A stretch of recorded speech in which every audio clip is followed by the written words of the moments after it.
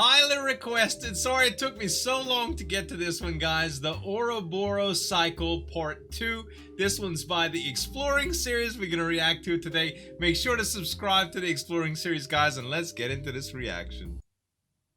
The Ouroboros Cycle. Yes. The description said, I hope you like mix. In the last part, we looked at 9 awesome. children who had been abducted from a small Mexican village. Right. And turned into brain-dead weapons by the Foundation to be used against an army of reality benders. Very dangerous. This is a long one. Whether or not that act was justified is irrelevant, as it was done, and the Foundation is likely very grateful that it was. Right. In this part, instead of looking at the Foundation creating a godlike weapon, we'll be looking at them combating one.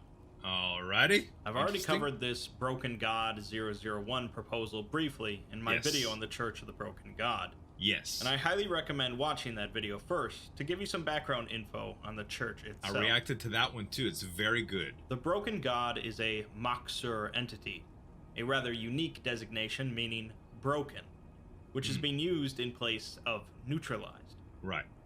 Think of it like a dormant volcano instead of an extinct one. Yes. It's still dangerous under certain conditions, but right now it's not a threat. Right. It is essentially a collection of specific anomalous objects that come together to form an entity that is greater than the sum of its parts. That's correct. Like Voltron. And it has Unfortunately, a following. Unlike Voltron, when this entity came together in 1942 in Mexico, it resulted in a catastrophic change to Mexico's geography and one of the most widespread uses of amnestics to date. Okay, I didn't hear about this. The containment procedures note that if a similar event were to occur in modern times, it would be impossible to contain the spread of knowledge. Of course. Resulting in a broken masquerade scenario. Social media, man. And eventually, an end of the world scenario. Yeah, people would panic. There is a partial list of SCPs that were used to make up this entity, and I went over several of them in my Church of the Broken God video. But most of them aren't really significant to this story. Okay. What is important, though, is that members of that church, or at least a branch of that church, went to efforts to gather together these SCPs for the specific purpose of creating this entity. Of course. The Broken God. They want to resurrect their god. When they did, the Broken God began to find and integrate whatever metal objects it could into its body, as well as begin seeking out other anomalous objects. Just amassing power. Eventually, though, the Broken God was, well, broken once again, with many of the components taken back into Foundation custody, and the primary component left at the bottom of the Gulf of California under a strict watch. Which is? Let's find out what broke the Broken God, and all of the background info that led to that event in 1942. Thank you. We're given a statement taken from a priest of the Church of the Broken God from 1945, who discusses the first time he saw the heart of the entity, presented by some other church members. This heart would be the core of the Broken God, the primary component that allowed it to be a god. So that's the one and in the eventually ocean. the component that is left sitting at the bottom of the Gulf. Right. Priests within the church are responsible for blessing various artifacts related to the Broken God. And this priest had already done so on a number of other artifacts.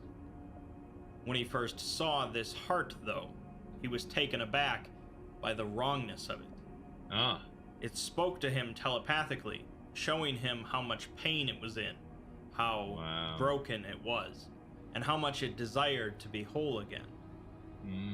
He then corrects himself, saying that the entity associated with this heart didn't desire to be whole, but rather it was being driven by some sort of impulse towards an unthinking end. This is in stark contrast to what the church normally thinks of their god. Right. An entity of pure logic and thought, not impulses. The priest begged the others to take it to the beach of SCP-2217, where it could conceivably be destroyed, but they ignored him. The heart began to move of its own accord and consumed a nearby wrench, integrating it into its body. The others cheered that their god was unbroken, and the priest never saw them again. That's after that. crazy, dude. Next, we're given an excerpt from an interview with a member of the FBI's Unusual Incidents Unit, who describes an encounter she had with some members of the Horizon Initiative. Okay. The Horizon Initiative is a group formed by various sects of the main 3 Abrahamic religions to combat anomalous objects and groups they deem a threat, including the Church of the Broken God. The UIU had already handed over a few religious objects, and now the Horizon Initiative wanted them to hand over the objects they had collected connected to the Broken God. Of course. While the UIU agents were deliberating, a strange woman with iron chains for hair approached them and asked for a small metal box. Wow. The agent asked what the box did, and the woman replied that it would be easier to show than tell. Okay. The woman somehow induced a vision in the agent of the world falling away, and an image of 2 gears that were once meshed together and now broken apart. The vision continued, with the solar system appearing as essentially a machine, hurtling through an oily cosmos with the power of an infinitely unwinding spring. After the vision passed, the agent says that the box felt heavier than before, or perhaps more significant, and she handed it over to the woman despite the protests from her teammates or superior. We'll hear about this chain-haired woman again later. Okay. Another interview with a priest of the Broken God taken in 1945, this time an excommunicated one though. Okay. The interview concerns the heart of the entity, and the priest discusses how he first heard about it from a high-ranking agent of the church named Ezekiel. Ezekiel worked for Robert Bumaro, who had become the leader of the church, and Bumaro's agents could apparently speak with the Broken God.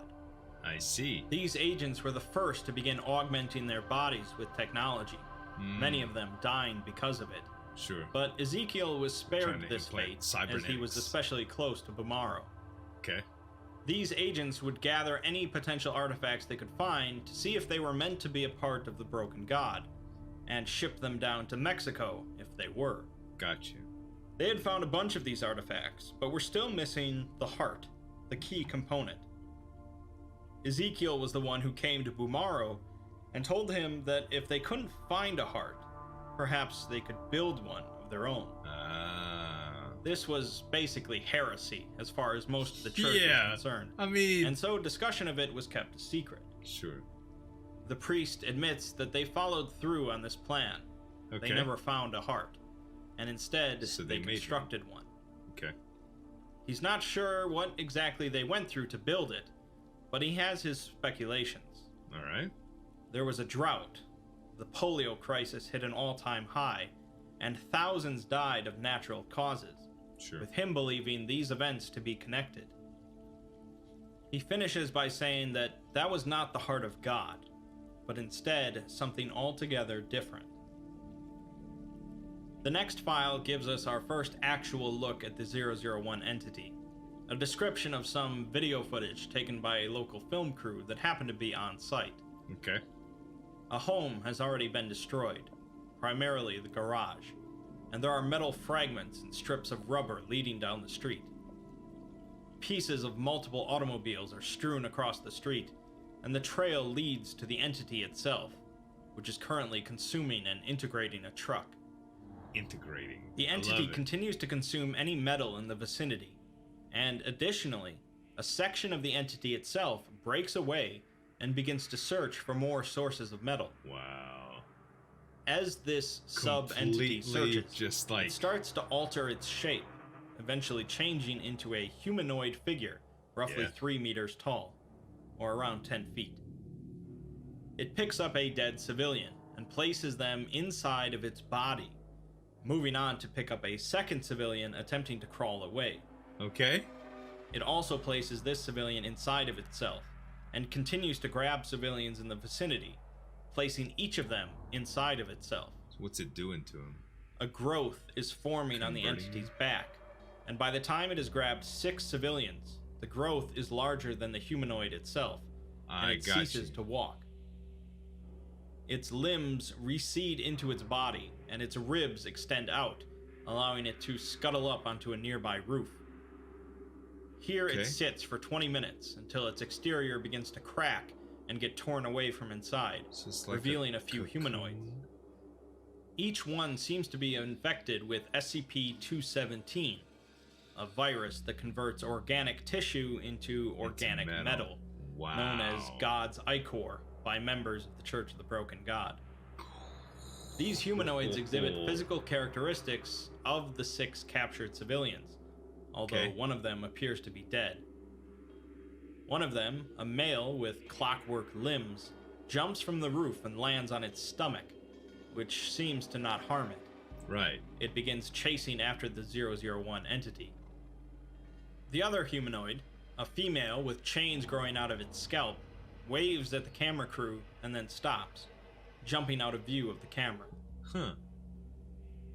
Well, that all sounds pretty horrible, and not exactly what I'd picture from the return of an omnipotent godlike entity of logic. There are elements here very familiar to the Church of the Broken God, but as others have said, it's just wrong. Yeah. The entity is growing, though, insatiably consuming every piece of metal in sight to make itself larger, and showing no qualms about killing civilians and turning them into something else. This event occurred in November of 1942. So let's move on to a phone call between Robert Bumaro and one of his agents from December of 1942. The church has reined in the entity, keeping it in a warehouse and continually feeding it more metal, per Bumaro's instructions. The Foundation, meanwhile, has been trying to find the entity, the other anomalous objects, and any other members of the church. The church has a safe house containing 100 other objects, but Bumaro is certain that the Foundation doesn't know where it is. And even if they did, the world's focus right now is on the World War in Europe. The agent mentions that they are having trouble finding enough food for the entity, and it's become so ravenous that it's eating the warehouse it's contained in. That is not good, man. They cannot reason with it, but Bumaro is convinced that someone who is devout enough can speak with their god and tell it the necessity for secrecy. Oh, wow. Rather than angering Bumaro and admitting that they cannot, the agent assures him that they'll make it happen. Okay. Sure, boss. As you know, they couldn't manage to keep it a secret for too long. Won't let you down. And eventually the entity broke loose again, naturally, leading to its destruction. A Foundation commander discusses how his team was planning to ship out of Mexico to go to France in order to keep some anomalous objects out of German hands. Such a cool when the trains stopped running. There had been a number of refugees in the area who said that their entire town had been consumed by a machine, and the railway shut down due to some incident further north. Can you imagine? Foundation personnel in the area were hauling some large objects out of Mexico, and so they were forced to wait it out. But they sent a small group north to check out the accident. Y'all go up there and see what's going on. Before one of the men from the group returned, delirious, going on about a world eater and how the rest of the group was dead. The group had come across the entity, and realizing that they would never be able to contain something like this, attempted to destroy it. This picture's awesome because look at the scale. The commander himself saw the entity a while later, referring to it as a mountain of moving parts, blackening the sky as it chewed through everything in its path. God! It's like a tidal wave of just mechanical destruction. He says that this went beyond anything they had been trained for, and that they knew this thing was going to kill them. How do you combat that? It was just a matter of when. How? Foundation personnel in the area were kept in the dark, figuratively and literally, as the entity continued consuming and billowing out massive amounts of smoke that darkened the sky for weeks. Jeez. They're told that they are here to fix the rails, but instead they simply sit and wait. A man comes into town with half of his face burned off, delirious. He talks about a machine the size of a mountain that speaks to you, convincing people to throw themselves into it. The people that do so are shredded instantly. Of course. The entity finally comes within sight of the Foundation personnel sitting there, as it moves across the countryside on millions of cogs, like an iron centipede. By this point, its body is large enough to extend upwards into the massive cloud of smoke, making its true size indiscernible. Wow. It devours mountains and entire towns whole, pulling them into a hellish furnace in its chest. Dude, this is bad. The people in the area can hear it screaming in their minds.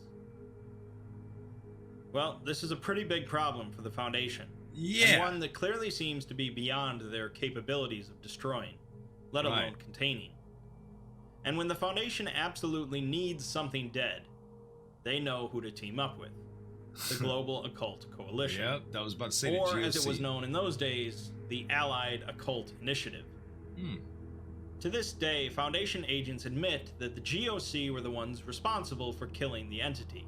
Okay. So this is a good example of the GOC doing right, as far as the Foundation is concerned. Well, I mean, that's what the GOC does. The they AOI kill. found an anomalous device on an island off the coast of They Greece. contain some. And they had come to believe that it could be used in some way to slow the advance of the entity. So they found a weapon of some The sort. device apparently had some mind-altering effect associated with it. Okay. And so the agent discussing these events can't really remember much about it. Agents from the AOI contacted the Foundation and came to Mexico, with the Foundation eager for the assistance. Sure. The AOI then sent a single agent with the device towards the entity, which was still in the process of consuming everything in sight, including the ground. The clouds then part above the entity, and a massive mechanical construct appears overhead as it begins glowing blue. A bright beam of light erupts from the construct towards the entity, which reacts violently and begins reaching towards it. Wow. An explosion commences, and when the Foundation came in afterwards, they found the entity annihilated. The construct disappeared. Wow. And a massive chunk of Mexico destroyed. It's like it called down the becoming what mothership. known as the Gulf of California. What? The construct was later found in low Jupiter orbit and was classified as SCP-2399. Although it was in a severe state of disrepair. The Foundation removed the heart from the remains of the entity, That's the red causing spot the rest on of the Jupiter, parts on the bottom of the SCP. Gulf to collapse. They then utilized some experimental amnestics on widespread groups of populations, causing more than 2 million deaths in the following decade. Oh my god, Whoops. dude. Remember that woman with the chains for hair and that small metal box she took from the FBI? Yeah? Well, it turns out that she showed up on a small island off the coast of Greece a few months before the destruction of the entity. Okay. The AOI approached her, and she was willing to give them the metal box. But then she flipped out and subdued 2 officers before being restrained. So that metal box was She a then control demanded to be mechanism taken to for the Mexico Jupiter so that she destroyer? could take the artifact there. The AOI then looked into what was going on in Mexico and decided to ship a platoon there along with the woman. We'll hear from her again soon. Okay. So, the GOC had killed the god, but the Foundation had to clean it up. Yeah. They found countless small pieces of the entity strewn about. Small gears and pulleys and pistons, each of them still moving on their own for some time. Oh my god. Some Like the injuries nerves of were a dead had by animal. some agents who were being dumb around the machinery, but only one death. A local who they had sent into the bay to get some straps around the heart. Okay. They found him with his head crushed between 2 moving pieces, Ugh. and it looked like he had shoved it in there himself. Ah, They had also telepathic found roughly communication. 100 anomalous objects connected to the Church of the Broken God, and joked that they might have to build a new site just to contain them all. Wow. An agent remarks that standing near those artifacts made you feel something, like serenity or relief, except for the heart. When they pulled it out, the locals complained about hearing voices, and none of them would dare approach it, no matter how much money they were offered. Crazy. The Foundation agents felt iffy about it as well, but they eventually got it loaded onto a ship. The agent then notes that, unlike the rest of the church artifacts, which were unmarked, the heart had a tag on it reading Property of the Factory. If you've watched the rest of my SCP series, you've already heard about the Factory. Hell yeah, most notably from a 001 proposal I discussed in my SCP-4000 video. It was so good. The long and the short of it, though, is that the Factory is a lot like Dr. Wondertainment, a poorly understood and mysterious group of creators that make anomalous objects. Right. The difference with the Factory, however, is that their creations tend to be darker or more dangerous. Yeah. There isn't a whole lot known about the Factory, but you can probably bet that they don't worship the broken god. Yeah. What ended up happening then is that a group of members of the Church of the Broken God, led by Robert Bumaro, were hell-bent on rebuilding their god at all costs. They had dozens and dozens of small artifacts that they knew were legitimate pieces of the god. But what they didn't have, and what they really needed, was the heart. They don't know where the heart is. The Foundation doesn't know where the heart is. Probably no one knows where the heart actually is. He's discussing. Okay, and so Bumaro set out to make one instead. Perhaps that is ultimately what the church is meant to do, make a heart for their god. Right. But the way that Bumaro went about doing so was, in the end, wrong. We don't know exactly what the Factory went through to make this false heart. But remember that priest earlier that implied that thousands died due to supposed natural causes right around the time they recovered the heart? Yeah. The Factory generally doesn't shy away from dealing with entities we'd refer to as demonic. Yeah. And it's likely some horrible ritual was used to create this false heart. Yeah. The false heart allowed the entity to animate, consume metal, and connect to the legitimate artifacts. But it was driven mad by its own creation, and ultimately begged to be killed. In the aftermath, the false heart was being transported on a ship that ended up crashing, leaving it at the bottom of the Gulf. It was designated SCP-882, meaning that, just like SCP-2399, this proposal implies that the actual document for 882 has been falsified. Okay. The final addendum is from an interview with the chain-haired lady, who claimed to be a part of a previously unknown sect of the church, and agreed to talk to the Foundation. Okay. She says that the GOC did not kill the broken god, as they claim, but instead just a piece of it, the way a camshaft is a piece of a car. Okay, sure. She says that instead, God is everything, from the biggest star to the smallest particle, meshing together as one cosmic machine. Right. She admits that, at one point, the machine aspect was likely just a metaphor, but the idea grew more powerful over time, taking shape into something more real. Right. She can't answer most of the Foundation's questions about the broken god, but she does say that regardless of what the broken god once was, it must remain that way, broken. She also says that the broken god knows that it must remain broken, and thus it was the one that allowed itself to be destroyed by SCP-2399. She goes on to say that SCP-2399 was already damaged before destroying the entity, as this has all happened before. Okay. She says that eventually, the monster will win, consuming 2399 and using its power to consume everything. She suggests that perhaps this too has happened before, and the universe has been destroyed and remade by the broken god in the past. But this time, there may be some outside forces mingling with it. Right. Such as the Factory, yeah, or the Davites, making a or bad the art. Fifthus, or some reality benders. Or the Skarkicks.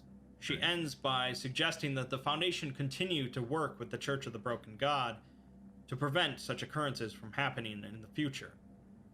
Finishing with, apart we are broken, but united we are God. In the end, this is one person's interpretation of the Church of the Broken God ethos, and really we can't be sure how trustworthy this chain-haired woman actually is. Sure. The Foundation would certainly not like another instance of this entity to pop up, and they are willing to work with the Church on other matters, such as dealing with the Sarkics. Right. So who knows? This part of the Ouroboros cycle doesn't really specifically intertwine with the previous part at all. No. Except for both taking place in Mexico. Right. But that's largely because they were both written independently. In broad terms, though, we go back to that idea of the ends justifying the means, which is what the Foundation believed with creating the children, and is what Robert Bumaro believed in creating his false broken god. Right. Well, the children ended up serving the purpose of the Foundation. It's more unclear on what Bumaro thinks of his creation. Perhaps this is simply a failed experiment and they move on, or perhaps it was more of a trial run. Yeah. Could be worse the next time around. Man, the Ouroboros cycle. You know, ever since I reacted to the Church of the Broken God video, I wanted to dig a little bit more into it, and this really wet my whistle, man. I never imagined the type of relation that it would give to something so organic. Like, it was just consuming matter to make it a part of itself, and actually just taking organic stuff after a little while and turning it into mechanical. Oh man, and the size of it, the way they were talking about it, and some of the pictures that were illustrated here. Oh man, guys, the Exploring series, such a wonderful video and series, guys. Make sure to subscribe to them, as well as some more reactions that I've done. Thanks so much for watching. As always, this is Zueljin signing off. We'll see you next time.